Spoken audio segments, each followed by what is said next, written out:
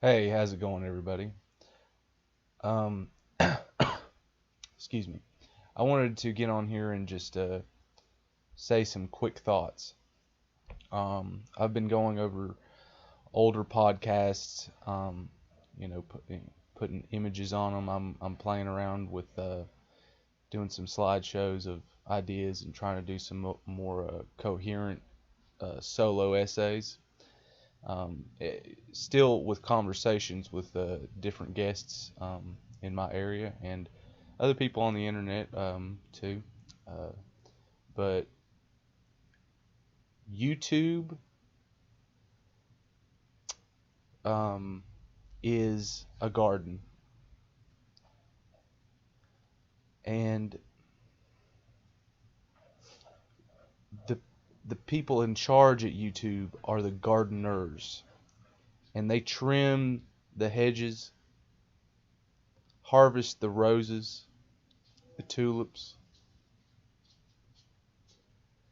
and I want to talk about if that's okay or not.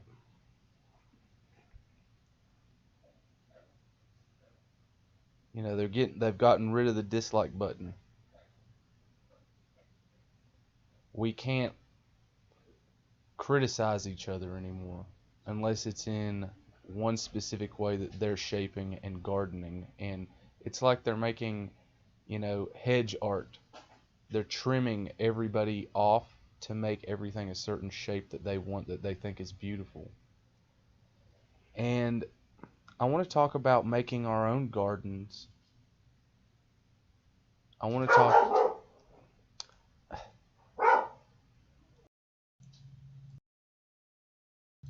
Sorry about that. So, I want to talk about us becoming our own psychic gardeners that deal with our minds on our own, that figure out what we need to censor or not censor about ourselves.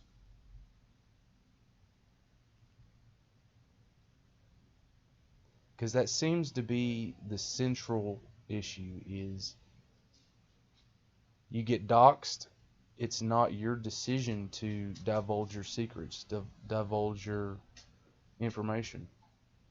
You're not your own gardener. You don't have gardener rights.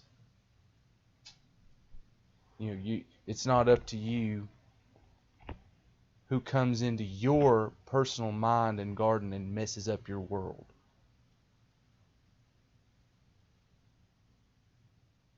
And I want to talk about if that's okay or not.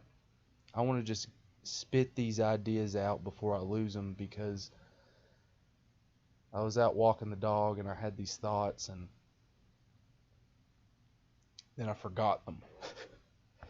And I couldn't remember it. And I remembered I was listening to an older podcast that I've done, and gave me these ideas, and I had to rewind it, and thankfully it came back. I had listened to a few minutes of it, and I was like, oh yeah, this is where I was at that jump point of logic, and here I am here, and I've plotted my course, and that's the idea, gardening.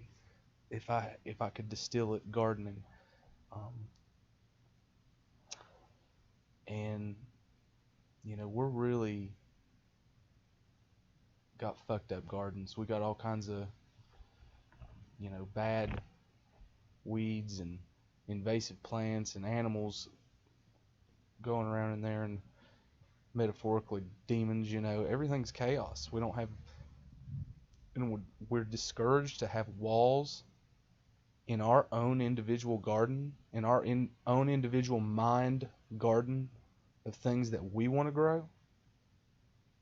We don't have gardening rights, and I want to talk about gardening rights, the asserting our right to garden our mind, for lack of better terminology or more scientific jargon, whatever. I'm not a fucking expert in any of these things, but I think some common man has got to come forward and try to communicate it in a simplified way. I'm going to try my best to do that. So gardening, and bear with me. I'm struggling myself to even understand what the hell I'm talking about until I say it out loud. Um,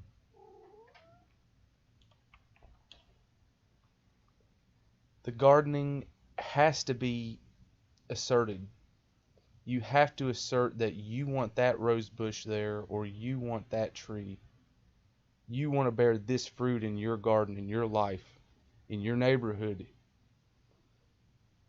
is a whole other question. You know, it's a whole other question about community.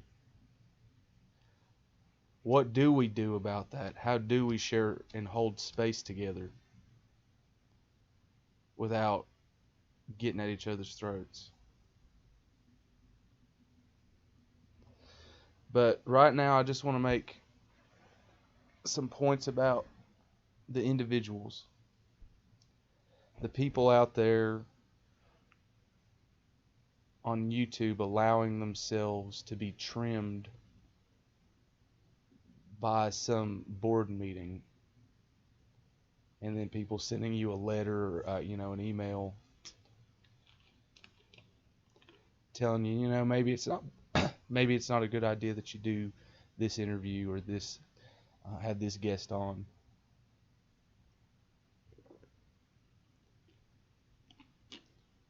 I've been talking a lot about ham radios and mesh networking.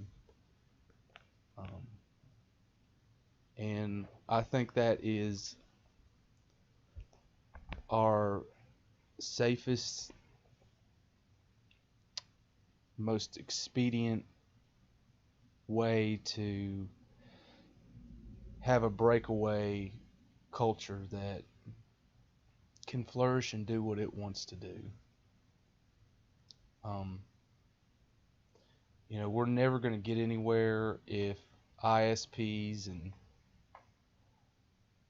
server farm companies like YouTube and Facebook are always going to hold the cards and say, well, we have the trillion-dollar infrastructure and you have nothing, peasants. That's not true. We have 100-year-old technology. We have radios. We have a whole, system of how to operate in frequencies and how to bounce off the atmosphere to communicate to people on the other side of the planet. What we're doing now is just making excuses. We're making excuses. There's no reason in the world why we shouldn't have our own mesh network that we're setting up together, and giving the middle finger to these gardeners that are eating your roses, man. They're coming into your mind and they're just eating all the good stuff about you and making more money off of you than you are making money off of your videos, than you should be. How much is that ad revenue worth anyway?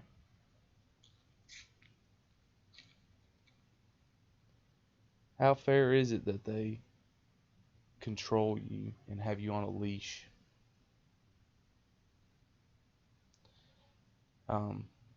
These are questions that have to be talked about.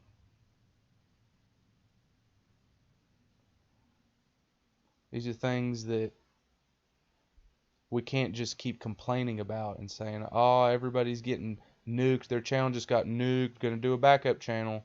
It's like, what kind of game are we playing here? Just to hopefully barely say you're doing hours and hours of content. And then you get to the point where you feel comfortable enough for a few seconds to tell the truth. To tell the truth, to tell the real truth.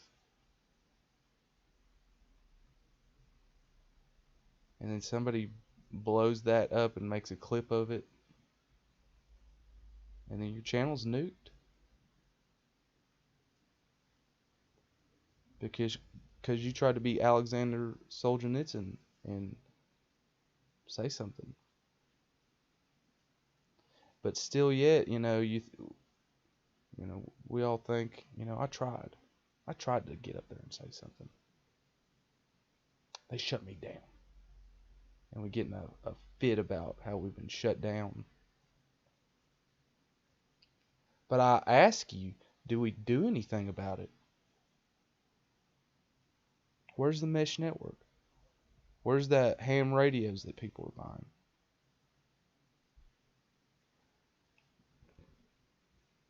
What are people doing? They're complaining to mommy and daddy.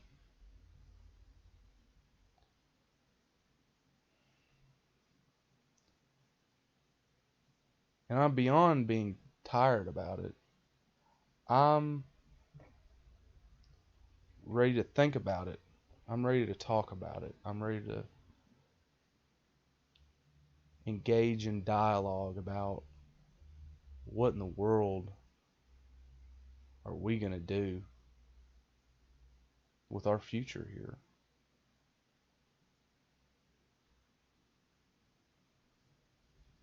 What are we doing?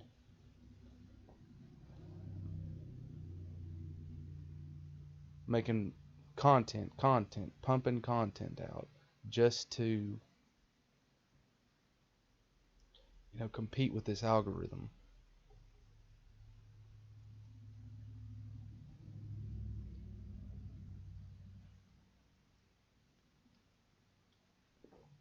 Instead, we could have different tabs you could open. Say you're interested in philosophy, and then you have different tabs you can get into there, and people can find their genre, their interests, and then the people in. We need to create a digital ecosystem like we had before, where people can naturally upvote or downvote good and bad ideas. It was a true democracy.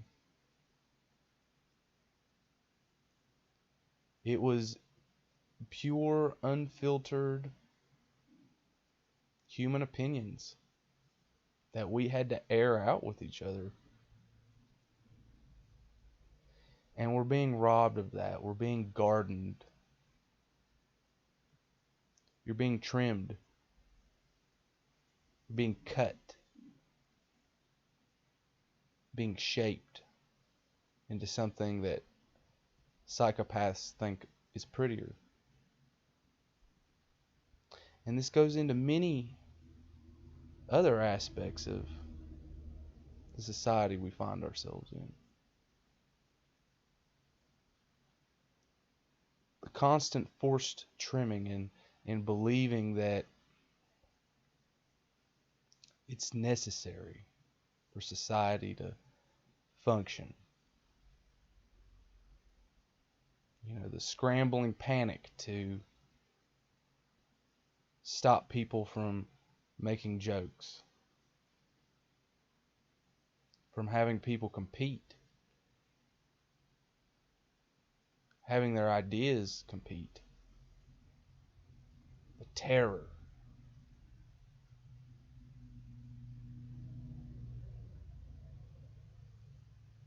That they must feel when big communities really start to form. But then they have a problem. How else are they going to make money?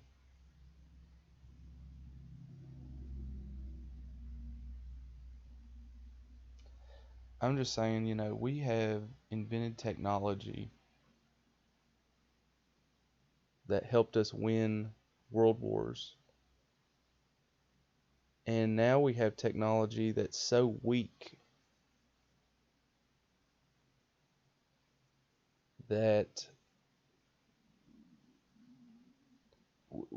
it's controlled us. I saw a great meme. It said when phones were on cords, humans were free.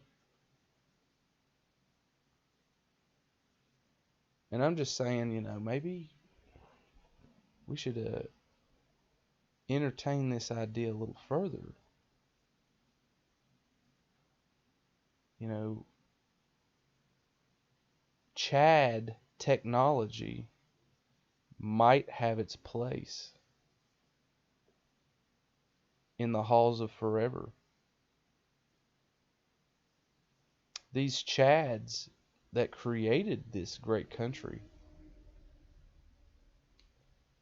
also created the most advanced technology, the most robust, let me say. And in my opinion, that makes it more advanced. Just because something is more complicated doesn't make it advanced in my book. And I'd say any engineer's book.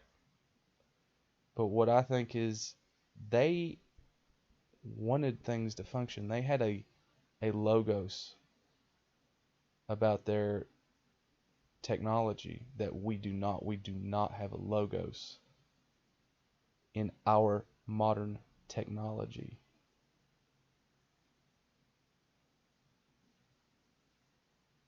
It's all emotion. It's all aesthetic. It's not function. Look at an iPhone. It does not function. It is a non-functional, glowing object. It's slow. It can't keep up. It lags badly. Has to be constantly connected to some internet. How is that reliable? How is that helpful to me? You know, the Nokia was like Captain Kirk's communicator he would flip open and talk into. You know, it was like a Starfleet grade communication device and it had 2G, which is great because that goes straight through walls. This 5G can't go through a wall. But the 2.4 gigahertz frequency that the Nokia's used could go through things. Hell, you could be in an elevator talking to somebody. 2G was the better technology. Hands down, bottom line. If you want to have a phone and talk to somebody, you want it to be 2 or 3G. You know, 3G has a little better quality and it's probably a good middle.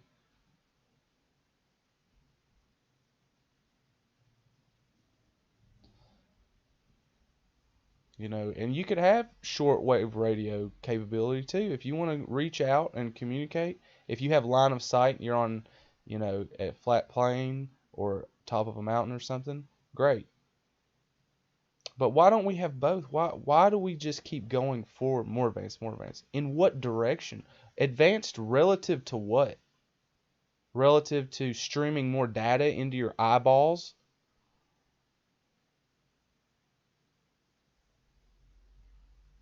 Is that more advanced?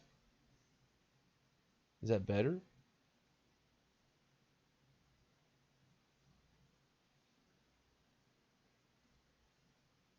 I don't like that garden. I want to make a new garden. I want to make a new garden. And I want it to have these robust technologies, these things that work for people and don't work for the corporation to harvest data off of us and to harvest our energy. How many hundreds, thousands of hours do people pour into making videos just to fill air, just to fill hard drives so they can get more likes, more views, more monetization, just so they can get more ad space. That's the whole name of the game in this attention economy is if you have more content, more weird shit, more attract more wider audiences, if you stop being yourself, if you just average yourself out, you get more ad space, more billboard time. We're just whoring ourselves out. We're not moving anywhere now either. It's a treadmill. It's a treadmill. And I wanna break the treadmill. I'm tired of it. we could be making money ourselves, and not through NFTs and all this other fucking shit, you know. I mean, through ideas, through inventing things together, collaborations, making new music, making concerts, making life happen again, bringing a vibrant color back to civilization, putting a splash of paint on some things, you know. It re-examine what the hell we're doing and what we're quote unquote advancing towards. It sounds like hell. You can't fix your fucking car. You can't fix your John Deere tractor. You can't fix your own iPhone. You don't have the right. It has to be outsourced. You don't have the right to fix your own property. And they make it so complicated, and everything's made out of plastic, it easily breaks. And they force you to buy a new one. I'm like, oh, that's the name of the game, the obsolescent economy. But it's true. It's true. It's true. We need to break away from that. There has to be a way that we can, with 3D printers we got, CDC welding machines, all of this technology we have that an individual can procure and produce. I mean, it's time we start collaborating and making our own parallel economies, our own parallel technologies to the normie NPC technologies. I don't want to be in this NPC life. I want to be living the Chad life, and the Chad life to me isn't being on a yacht sipping champagne with psychos. That's not the Chad life. That's not, you're not, killing it, man. You're not getting after it. You're not winning shit.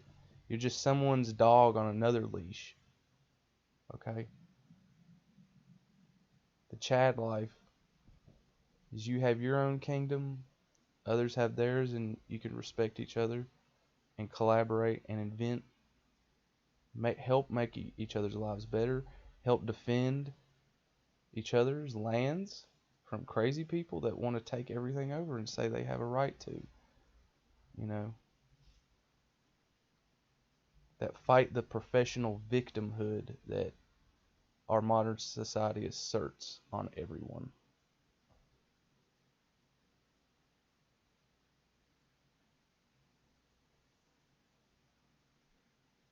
Anyway, I wanted to get these thoughts out there before, they drifted away into my subconscious again. So, until next time, it was real.